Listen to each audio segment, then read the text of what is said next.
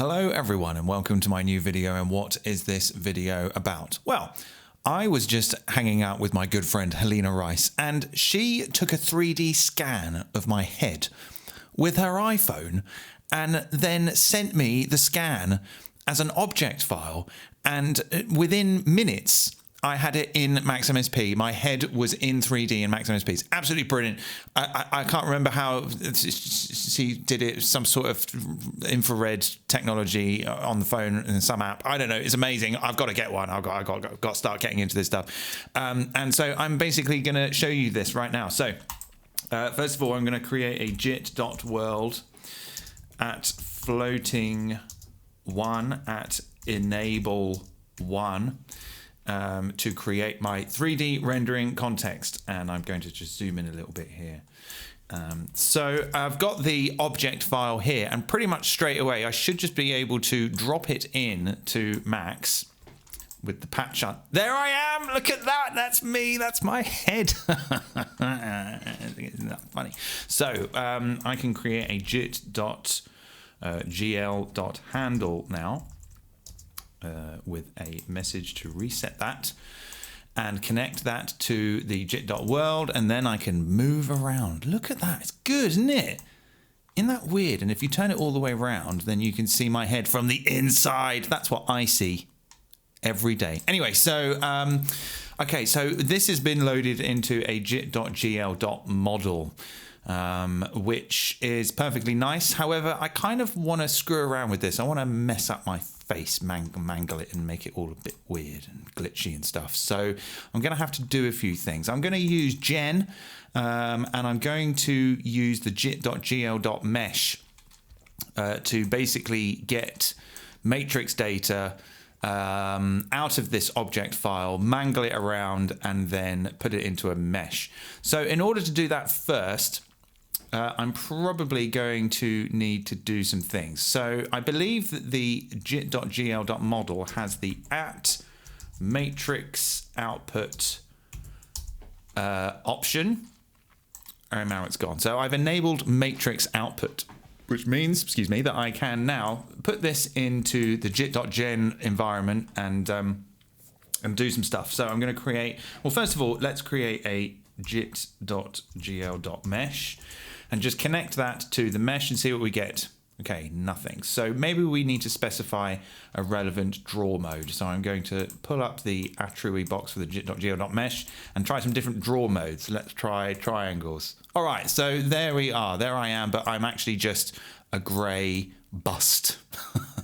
That is not really what I want. So, but that's okay. I'll keep going with that for now, and then I'll create a jit.gen object, and I'm going to, let's see what else we can do here. Let's see what points is like. Okay, so there I am as a sort of collection of points. There's my face in points. Very interesting, and nearly there. I look a little bit like the queen on a coin. Not quite. So must be my boofy hair. Right, so okay, and now maybe we could try and get the texture. So the app, the scanning app, also creates a texture file, which I can also import. So I'm going to, is the patch unlocked? Let me just turn the grid on so I can see. Okay. So I'm now going to import this as a texture, and it's pretty frightening. Yeah, that was the picture of the scan of my head in a texture. So yes, that is nightmare fuel, although my hair is very nicely parted there. Anyway, so I need to get this into a texture. So I guess a good place to start would be to create a, well, actually, let's just bang this, whatever this is. This is an fpic. Okay, that's pretty good to know. So if you drop an image in, it just loads it in this little fpic box. So I'm going to create a jit.gl.texture, plug that in to that, and then maybe go into the mesh from the texture. Okay, so now my face is on the mesh as a texture. So if I go back to that triangle, right, okay, so that is a little bit more like what we had to start with. I maybe might say, give it a, so let's just start by saying at draw mode triangles, and let's say at GL underscore color, yeah, 1111, which is white. Okay, so that should be a little bit more like the original image. So good, we can now mangle my head into a complete mess. If it wasn't enough of a mess already. Gonna just have a quick drink.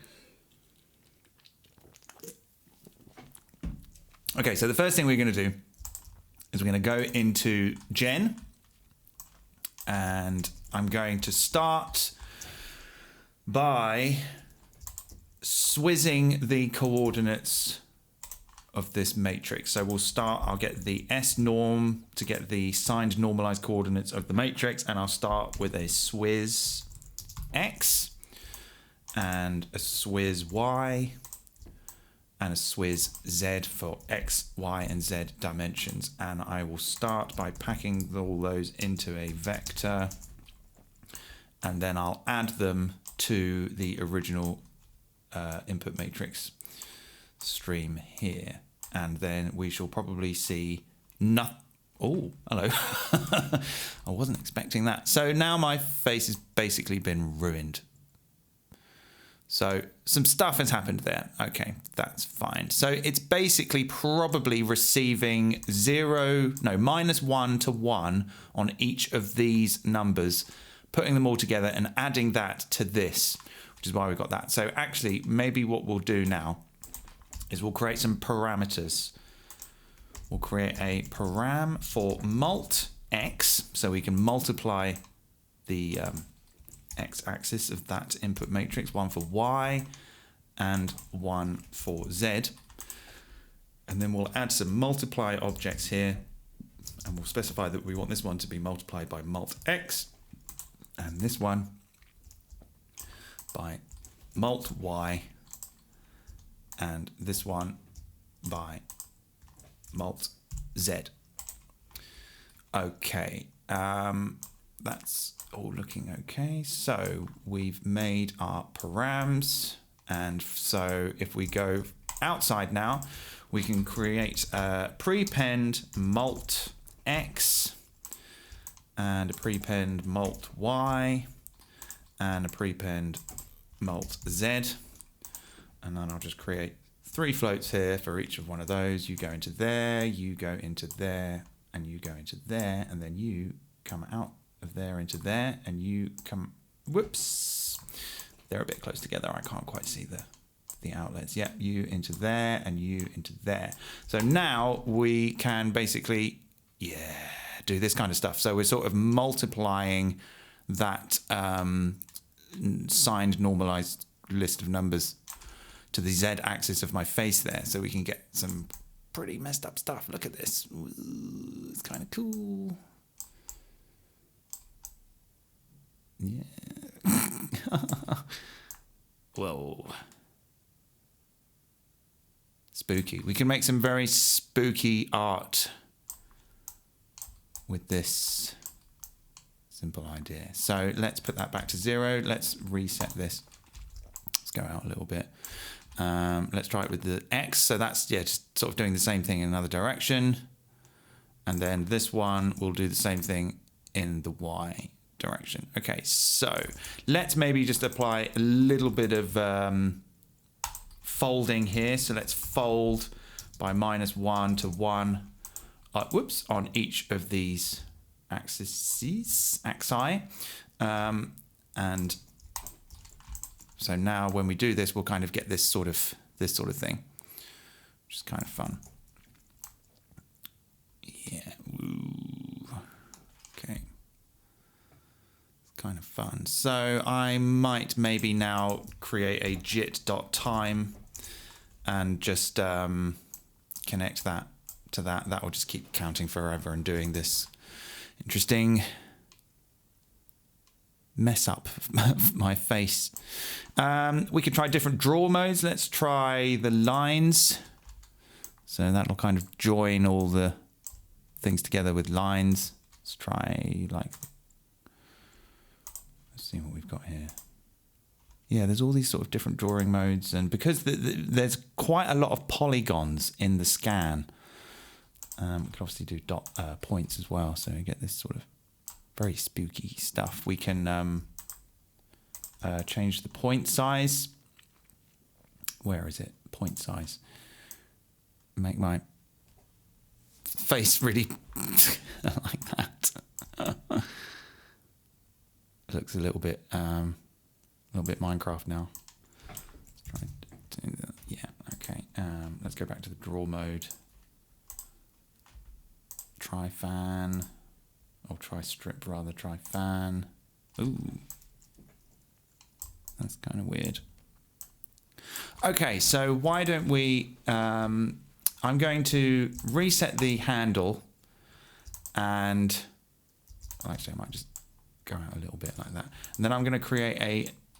I'll make an enable message for this handle, and I'm going to duplicate that, and I'm going to have a separate handle for the mesh itself, and I'm going to turn on the lighting at lighting enabled 1.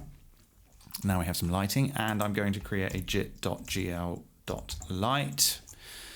and I'll move this maybe over here, and I'll take a copy of that, and I'll apply a handle to the light. Make sure that they're all turned on. The ones that I don't want to use, I'll turn off. So now I've got a handle for the light, and I can move the light around like that. Yeah, this is nice. Okay, let's go back to that.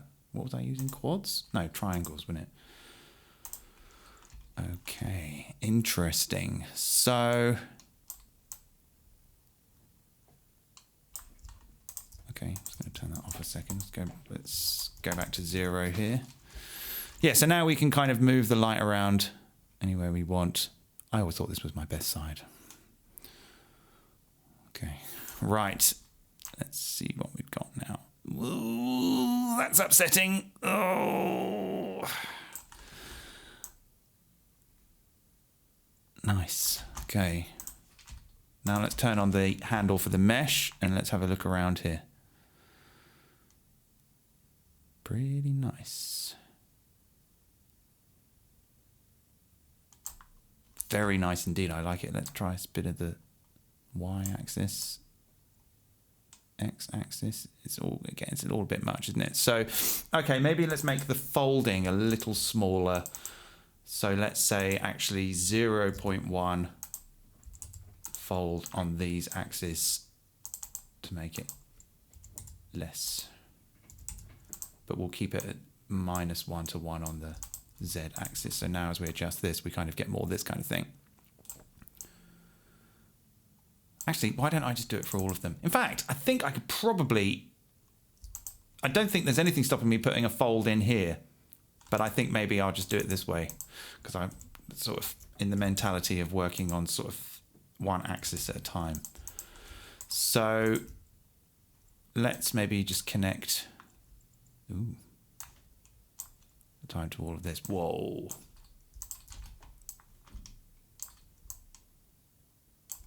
That's interesting.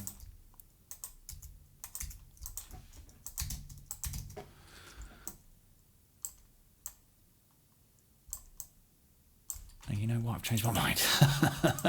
Let's go back to -1 and 1 here. Okay. So actually, maybe I think I don't even really want to work on the X and Y axis. I think I'm just happy just working with the Z axis. So I guess I can go 0, 0 here. Yeah, we're still getting stuff on the Z axis. Oh, look at this, is messed up. Okay, actually, I want to try that again. So, whoa. So, okay, so it's not really my face anymore. It's more like fleshy hair. That's nice. Okay, so I'll put those parameters back in. Let's see what we can do with mult X and mult Y. I think people who work in the gaming industry probably do this stuff on their lunch break, you know, but this is all quite new to me. So let's say 0, 0.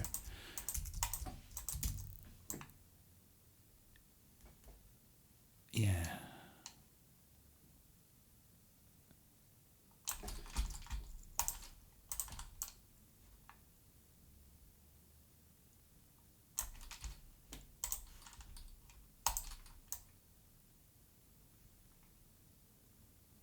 kind of I'm sort of mixed feelings of both being fascinated and sort of disturbed by my face sort of splattering into little bits.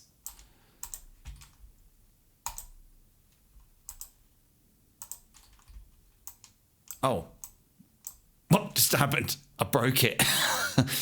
Polygon. All right, let's maybe not use Polygon. Maybe that's a little demanding.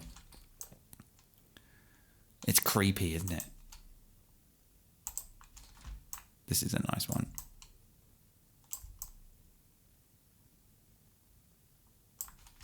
So let's see what we can do. Let's maybe do a little bit more. Let's see if we can, I don't know, what about if we reflect? What about if we maybe like, well, actually, let's just stick a sphere in and let's add that to that vector. Whoa.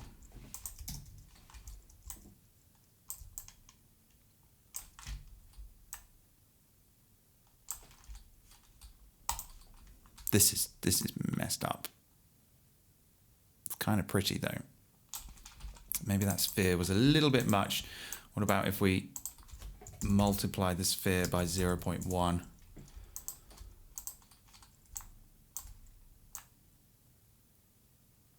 Interesting. What was I going to do? Reflect. Yeah, I was going to reflect. Try, or maybe if I add, let's see what happens if I add this. Not much. Let's try reflect.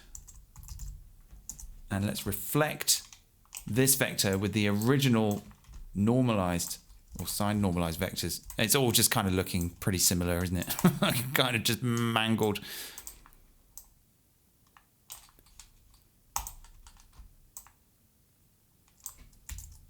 Yeah. I think that, to be quite honest, I kind of just like doing it on this one Z axis. I think that looks kind of nice. This is kind of often the way I work. I sort of try something. The first thing I do is often the thing I like. Then I try all these other things and then go back to the first thing I like. So there's some fun stuff going on with this. Anyway, so that was just a quick little jam with a 3D object, which I've never really done before. But now that I understand that you can send the matrix output of 3D objects, we can very quickly get them into a mesh and start screwing around with them and doing some interesting things. Maybe we could apply some noise. In fact, why don't we just do that? I'll create like, well, actually we could probably do it inside Gen. So I'll create a noise object and I'll multiply it by something quite small like 0.2.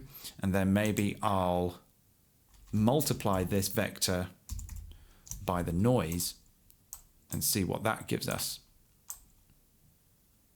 Not much, but that's because I probably need to multiply some. There we go. Wow.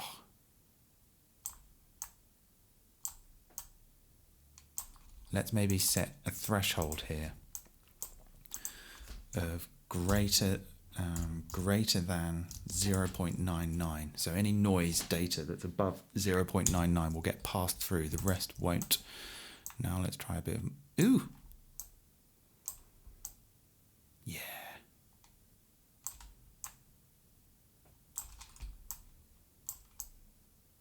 Crazy.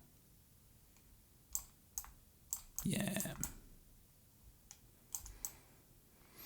Okay, very interesting. All right, I'm going to leave it at that. So I'm going to go and zip this project up now and go and put it on my Patreon, where current patrons can download it and mess around, try dropping in some other 3D objects. I'm sure that there's a database somewhere that has a load that you could probably nick and chuck in there pretty easy. You just drop it in, enable the matrix output, go into Gen. In fact, you don't even really need to use Gen.